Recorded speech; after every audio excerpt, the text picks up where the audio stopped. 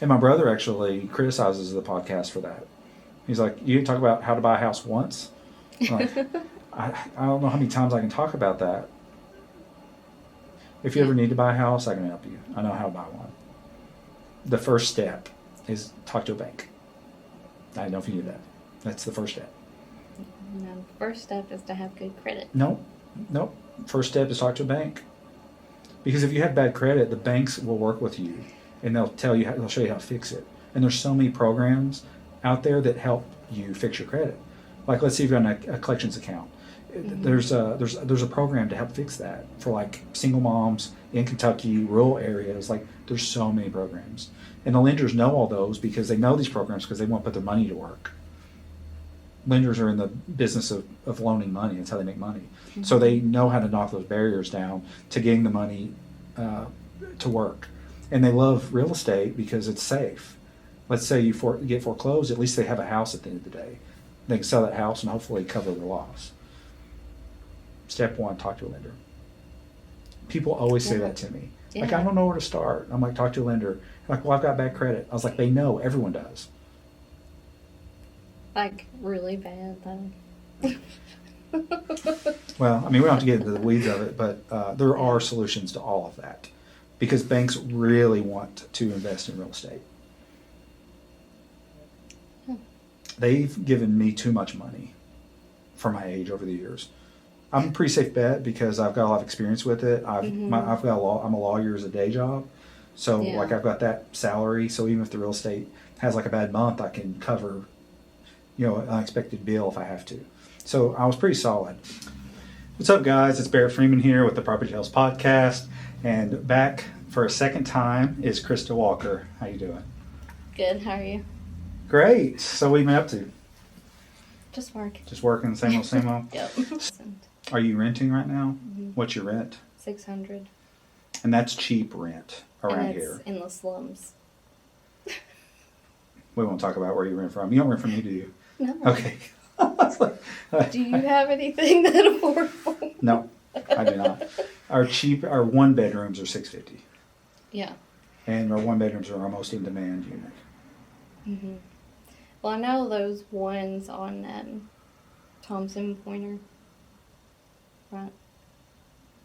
Those apartments in London. I own the Pepper Hill apartments. Yeah, that's one. Oh, okay. I think that's the road name is Thompson Pointer. It sounds familiar. But it's that's not the address of those. Yeah, but it's the Pepper Hill apartments.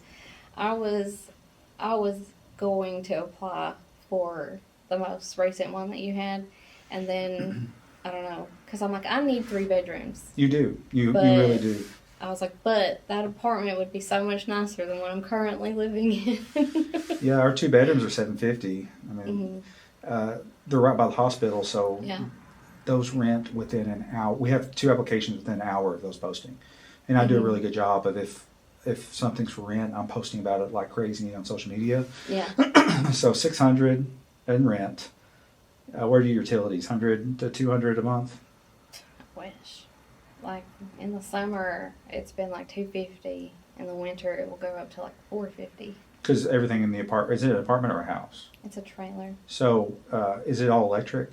Mm-hmm. Yeah, that makes it tough. Gas is cheaper, but it blows your house up sometimes. Yeah. So, good and bad. Yeah, I would be the one to make my house blow up. It's a risk. One of our workers accidentally was putting a stake in the front yard of the house and hit the gas line, and it leaked inside the house. Oh, no. The renters messaged me. This was when I was managing our rental units. Messaged me at midnight, and I just happened to be up. It was like middle of the week. I don't know why I was up. And she said, our house smells like gas. I was like, call 911. Why are you messaging me? What am I going to do? Yeah. I guess they want me to come out there maybe and verify, but I was like, call 911. They called 911, and the fire department came, and they're like, yeah, the house is full of gas. If they'd fallen asleep, they would have died. Wow. And I'm like, that's the risk. They didn't say that, but that's probably what would have happened. Yeah.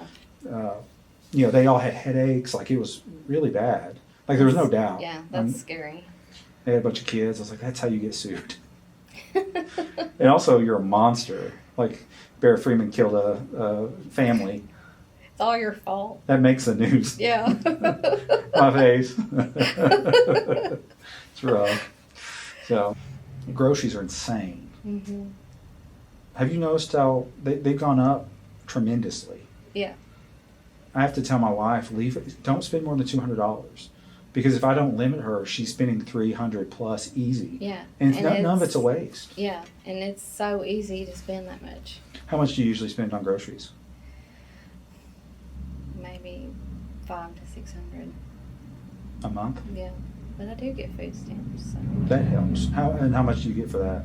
about $450. See, you're the person that deserves that. You're the person this program's designed for. Yeah. And I'm for anyone that I needs just it to use don't it. know how people get more. I'm like, it's almost worth having another kid, but It's not. no. Well, you think your time's bad now Yeah, like I couldn't. No. because you have 3 right now. hmm So, and then the dad's not able to help right now. No. So how do you make up the shortfalls every month? Credit cards? No. Are your parents able to help? My dad helps when he can. Right. Like I had to. It was just a couple weeks ago. I had a screw in one of the tires, and like I kept putting it off because every time I go, I always need new tires. But this time I was like, I've got to go. It's got like 19 psi. I've got to take it in now. And yeah, I was there for an hour waiting, and then they come out and tell me you're gonna need new tires. All 4? Just 2. But that was $350. And I was like, I don't have that. I was about to make the comment. One vehicle in the shop and you're upside down. Mhm. Yeah, I was really upside down last year. I had just bought a car, 2 months, had it for 2 months, and it blew up. I guess you bought it used. Yeah, but it had under 100,000 miles, so they were supposed to do like a full service on it after I got it, but it was like they took the oil out and didn't put any back in it because it was dry in 2 months. That's the risk of buying the used cars. Yeah, and there's no lemon law for them. Exactly. There is a law if you buy it directly new from the Mhm. manufacturer, but it doesn't cover used. I got a Yeah. call today. Somebody bought a vehicle. 2 months in, died in the middle of the road. He paid $3,000 for it. The mechanic said $3,000 to fix it. Yeah, like that's about how this was. It was like it was going to need a totally new motor, and it was going to cost like $4,000 to fix it. And I'm like, this car isn't even worth it. It's crazy. Well, how do you deal with the stress? You must be so strong. I guess. Do you feel mentally strong? No. What? Is that true? Yeah. We're both in our mid-30s. My philosophy on life is that your 30s is about the grind, about ducking your head, digging the ditch, working hard, and the promise is that one day things won't be as hard. Yeah. What do you think about that? Yeah, I definitely agree on that. Do you have a lot of optimism for the future? Not really. Does it go up and down, or is it just negative? It's just one scale. Like just I'm floating along. Ah, Which I do see it like looking up soon because there is a new company taking over my job and I'm going to be getting paid a lot more money. yeah, that'll help. hmm Well, from what I know about you is you're hardworking. And as long as you're working very hard, things tend to work out. Yeah. The problem with working hard all the time, though, is the lazy people get to continue being lazy. Yep. And unfortunately, there's nothing you can do about that. But it's also nice when you're the one that people are relying on, too, even though it's probably exhausting sometimes, because you're the big dog. Yeah. Which, like, that's something I've noticed just with the company change. Like, with the current company, I feel like it's a dead end. Like, I'm never going to get promoted. I'm never going to be anything more. But with the new company, they're like making me like a claims admin too, and paying me more than just a regular people because of my experience. And like that makes me feel like I might be able to go somewhere with this company. Great. Also, you're at the age now where you can start managing people. Mm-hmm. You can't put a 27-year-old in charge of other adults. Yeah. You can't. It doesn't work. Like, I was actually like an assistant manager at a store, and it is hard because, or even when I was 18, I was a crew leader at Sonic, and there was a woman who was like in her 40s, and she was just like, It's impossible. "You're just a kid. Like, you can't tell me what to do." It's impossible. When we were trying to find a property manager to run our rental company day to day, my dad suggested we get somebody in their 50s or 60s because that's how old he is. I'm like, Dad, I can't tell a 50 or 60-year-old what to do. It's just too hard. Yeah. I was 28-7 at the time when we first started our real estate company. So I was 30 when we started looking for a manager, and we hired a manager that was like 2 or 3 years younger than me because I wanted someone not too young. I didn't care if they were younger than me, but that was just, we got lucky. He was a very solid candidate, and he was looking for a company to grow with. So it was perfect. Yeah. You know, I was 30, he was 27 at the time, and he's been with us for 5 years now, and I'm very, very happy with him. And his name's Thomas. If you ever rent from me, you'll know him well, even though he's not even the property manager anymore. We have a girl named Gower that's the property manager. We have 5 companies related to our real estate, and he runs all those together. Wow. So, not to get into the weeds of that because I don't know if you care, but we started a maintenance company that only maintains our stuff. Yeah. Instead of hiring contractors, we just started our own maintenance company. So that's one, and you got to make sure that company stays healthy, and making sure it's not charging the property companies too much, because then they hurt. But this has to make enough money to pay our workers. So he's over all of that to make sure the companies kind of play nicely together. Because one company suffering brings all the other ones down. Like if there's a broken company, you're spending too much money. So I'm positive for the future, even though my brain hurts a lot and I work too much. Yeah, I'd say it is a lot. But like, you're all I see on Facebook. And you're one of the main people I see on Facebook. That's why I reached out. Mm-hmm. Yeah, like I'm not like the type of person to like reach out like that. And I was like, it would be so cool to be like on a podcast. Oh, you thought that already? Yeah. Oh, you should have. I don't. That's what I did to you. Yeah. Like, hey, I don't even remember what I said. I think I said something like, actually, I'll look. Because it's a lesson in how to set up one of these podcasts. You know, also, you don't know if I'm a creep or weirdo. I guess you knew enough about me that I wasn't. Oh, perfect. All it says is, hey, do you want to do some content together? Yeah. Short, perfect. Yeah, because I didn't want to do I'd never do the hey. Yeah. Hey, girl. Well, never that, but not even just the hey, because you never know what's the angle there. Like that's one thing I hate the most, when people just message hey. So anyway, that when I we'd never talked before. Mm-hmm. So well, not really talked, but like I commented on something and you were like, "Hey, I like your page." yeah, but that's not real. Yeah. And still, you don't know anything much about me other than just my Facebook stuff. Mm-hmm. But so that was a perfect message. Yeah. You know, it's to the point. You knew what I was wanting, and all of a sudden the ball's in your court. I was like, there's a chance she might not even respond. Mm-hmm. It's never happened to me before, but I always think there's a small chance of that. But I think people know that I'm serious enough, and they do know me enough that I'm like not wasting time. Yeah. You're really professional. Thank you. I think you're very professional too.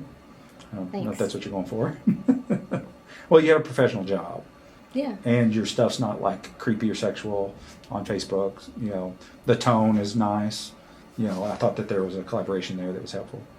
And I try to stay in a box, with my stuff. I'm getting out of that box more and more, but it's gentle. Yeah. Like having you on. We didn't talk about real estate much. I guess to wrap things up, though, I do encourage you to reach out to people. Everyone's playing the same game. Mm-hmm. It's create content. and it's hard. It's easier when you meet somebody new because you don't know anything about them. You don't, and everybody brings different topics and skills to the table. I've not heard no once, and it's not just because some of these people don't know who I am. They don't follow me. Everybody's just trying to extend their reach and get more followers. I think it's easier for you because of who you are. You know who I am just because you liked my Facebook page. Yeah. Did you You're know? like all over town. Did you know who I was before? I knew of you. Oh, you did? Just because of me being a lawyer? Yeah. Oh, really? Mm-hmm. Oh, I didn't know that. Yeah. I do have billboards in London and Corbin. Yeah, like every time I drive down here, I always see at least one or two of them. Well, now we're friends. Yeah. Forever. And anytime you need anything, law, you can shoot me a text. Literally, I don't do family law. I only do like car wrecks, slip and falls, and real estate. But I can point you in the right direction. Or obviously that. But if you also have a social media idea, I'm always down. If you have a fun, so Melissa, I'm saying it for them. Melissa, my social media girl that's on my videos, she went to Ferriston last weekend and texted me. She's like, "It'd be cool if you did a video of Ferriston." So I reached out to Ferriston today, and they said yes after I kind of wrangled with them a little bit. Yeah. I also don't take no for an answer right off the bat because they said no, but then I told them the value I could add, and I changed their mind. Yeah. But she just had that idea, and she just texted to me, and I put it into motion because I'm always looking for ideas, and obviously you are too. Mm-hmm. Yeah, like I think that's a really good idea. I mean, not for them just to have like a commercial for advertisement purposes. I mean, we hired a production company. It's very cheap. I know that this won't sound cheap to you, but I think for them being there for an hour and a half, I'm going to pay $350. Mm-hmm. They are going to send me the footage to edit. If they were going to edit it, it'd probably be double that. Yeah. But still, $700 for like a really high quality piece of content that you can also do reels and TikToks off of. Chop it up. Yeah. It's worth doing every once in a while. So once you start making real money on social media, I would encourage you to like invest that back into your content. It's not as expensive as you might think to do what I'm doing Friday. And they're doing it because I don't have like the equipment to like chase a girl. Oh, I remember why. So there's going to be a huge line there. We're going to light her up like a superstar. She's going to have a 2-person camera crew, light. She's going to be walking. Here's going to be the line. Have you been to Ferriston? No. So there's a huge line, and then you get on a tractor or trailer, and they take you 2 miles into the woods, and you walk back. And that's the haunted forest. So there's going to be a line of like 100 people. She's going to be walking beside the line, cutting everybody with like the lights on, her walking. It's going to be a spectacle, and it's going to make Ferriston look like, oh, there's somebody famous, coming. And it's going to make him look good. And other people in the crowd might take a video or TikTok, and then there's even more engagement. That's really smart. I think it's smart. I'll let you know. I'm sure I'll see it. If I'm not doing this in a year, then it was not smart. But I don't see myself slowing down ever. No, I don't think so. I don't see you slowing down ever, whether it's this or something else. Thanks. Well, you can't. Too many responsibilities. Yeah, always doing something. Well, will you come back on my podcast? Yeah. Great. All right. Well, this has been the PropertyTales podcast, and we'll see you guys next time. That was awesome.